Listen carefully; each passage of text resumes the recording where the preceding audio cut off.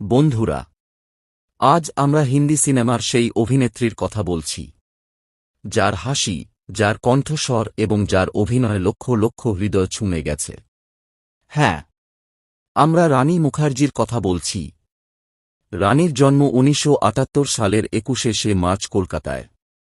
তার পরিবার সম্পূর্ণরূপে চলচ্চিত্র জগতের সাথে যুক্ত ছিল।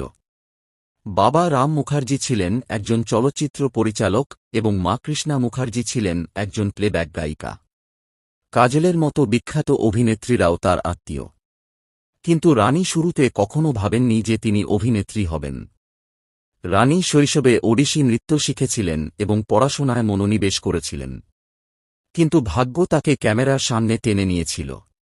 তার প্রথম ছবি ছিল রাজা কি আয়েগি বারাত ১৯৯৭।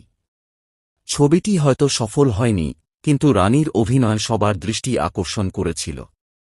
এরপর আসে ১৯৯৮ সাল, যখন তিনি আমির খানের সাথে গুলাম এবং শাহরুখ কাজলের সাথে কুছ কুছ হোতা হ্যায় ছবিতে অভিনয় করেন। এই ছবিটি রাতারাতি তারকা করে তোলে এবং তিনি তার প্রথম ফিল্মফেয়ার পুরস্কারও অর্জন করেন। বন্ধুরা, ২০০০-এর দশকে রানী এমন এক সময় কাটিয়েছিলেন যখন তিনি সকলের হৃদয়স্পর্শী হয়ে উঠেছিলেন। সাথিয়া, হাম তুম, বীরজারা, ব্ল্যাক, বান্টি অর বাবলি, কভি আলবিদা না কেহানা, এই ছবিগুলি রানীকে বলিউডের অন্যতম সেরা অভিনেত্রী করে তুলেছিল। বিশেষ করে ব্ল্যাক ২০০৫ ছবিতে তার অভিনয় এখনও ভারতীয় সিনেমার একটি স্মরণীয় অভিনয় হিসেবে বিবেচিত হয়। রানী তার স্বাভাবিক অভিনয়, স্বতন্ত্র কণ্ঠস্বর এবং গভীর চোখে আবেগ প্রকাশের শিল্পের জন্য পরিচিত।